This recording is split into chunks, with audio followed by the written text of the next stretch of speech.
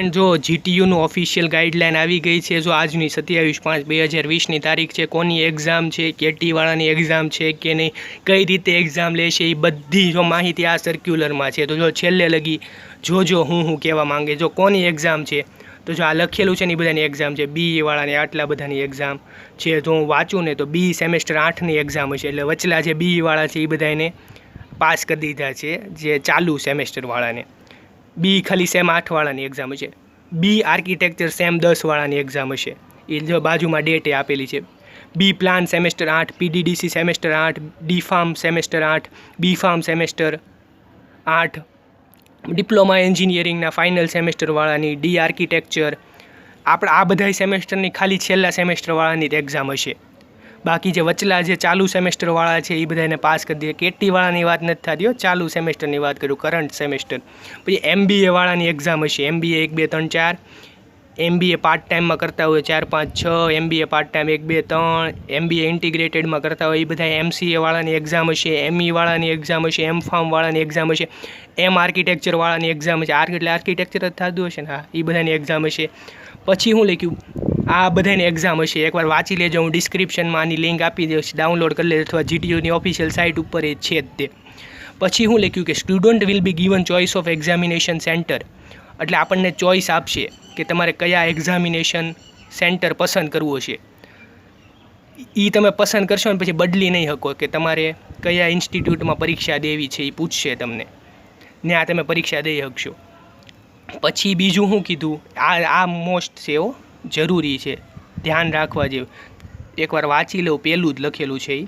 Student will be given choice of examination centre. તમને choice આપશે કે તમારે કયું સેન્ટર પસંદ કરવું છે. Student can either appear in examination from his her institute. તે પોતાનું તે ઇન્સ્ટિટ્યૂટ પસંદ કરી શકશે અથવા તો કોઈ બીજું ઇન્સ્ટિટ્યૂટ પસંદ કરી શકશે. અને એકવાર પસંદ કર્યા પછી તે બદલી નહીં શકે. એટલે એકવાર પસંદ કરજો, સરખી રીતે પસંદ કરજો. બીજું શું કીધું કે proper guideline as prescribe by government regarding mass, social distancing and sanitizer should be implemented at each exam center. બધા એક્ઝામ સેન્ટરમાં માસ્ક, સોશિયલ ડિસ્ટન્સિંગ અને સેનિટાઈઝરની સુવિધા હશે. Sanitiser should be kept at the entry of each examination block. અંદર ગળતા જ તે સેનિટાઈઝર હશે. Person not wearing mask should not be allowed to enter inside the exam centre. જેણે માસ્ક નહીં પહેર્યું હોય એને અંદર ગળવા નહીં દે. આ રીતે જરૂરી ગાઈડલાઇન છે, જેણે પહેરવું ફરજિયાત છે માસ્ક. પછી હું કીધું sanitisation of institution of building and hostel building should be done by each exam centre. બધા એક્ઝામ સેન્ટરનું સેનિટાઇઝેશન થઈ ગયું હશે, સેનિટાઇઝેશન થઈ જશે.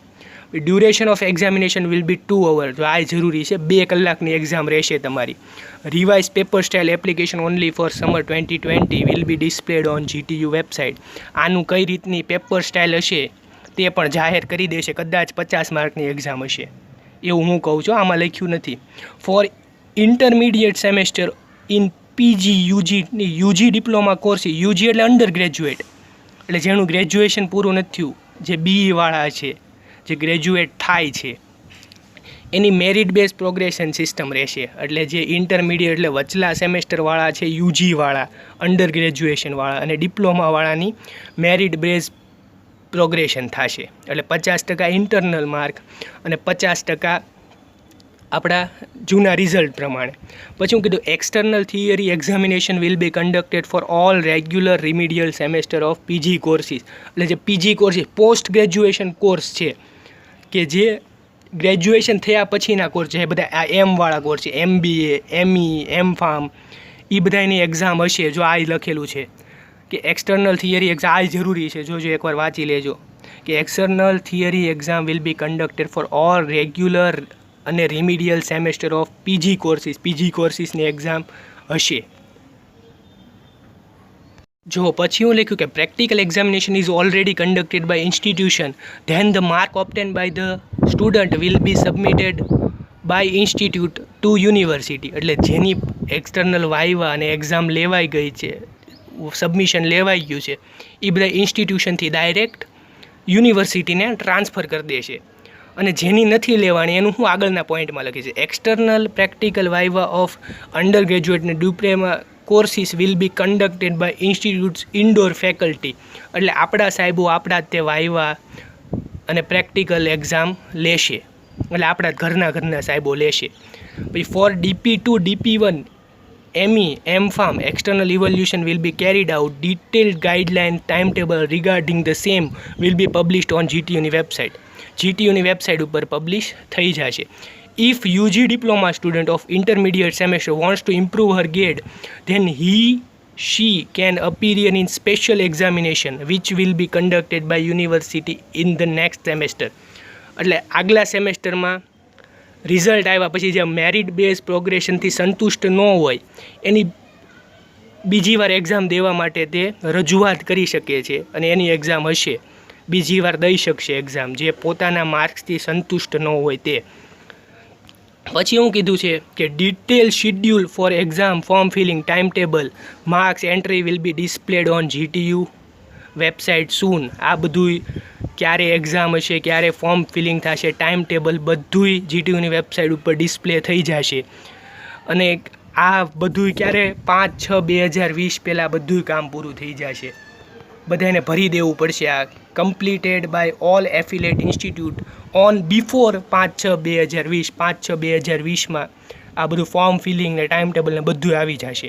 પછી હું કીધું કે રિમિડિયલ term extension university theory examination will be conducted for all semester branch course, so students are informed to remain prepared for the same. એટલે આમાં શું કહે છે કે રિમિડિયલવાળાની એક્ઝામ હશે તો એ પણ તૈયારી રાખે. ઘણા પૂછતા હતા કે રિમિડિયલની એક્ઝામ હશે કે નહીં હોય. જો આ પોઈન્ટમાં કહી દીધું છે કે હું કીધું રિમિડિયલવાળાની એક્ઝામ હશે. If any students from GTU affiliate college for person staying with her infected, જેને કોરોના વાયરસથી ઇન્ફેક્ટેડ સ્ટુડન્ટ હોય અને પરીક્ષા ના આપી શકે તો એની પરીક્ષા પણ બીજી વાર કન્ડક્ટ કરવામાં આવશે. બસ આટલી ગાઈડલાઇન છે. કોની એક્ઝામ હશે બધી વસ્તુ છે. મારું ચાર્જિંગ એ ખાલી થઈ ગયું છે. Thank you.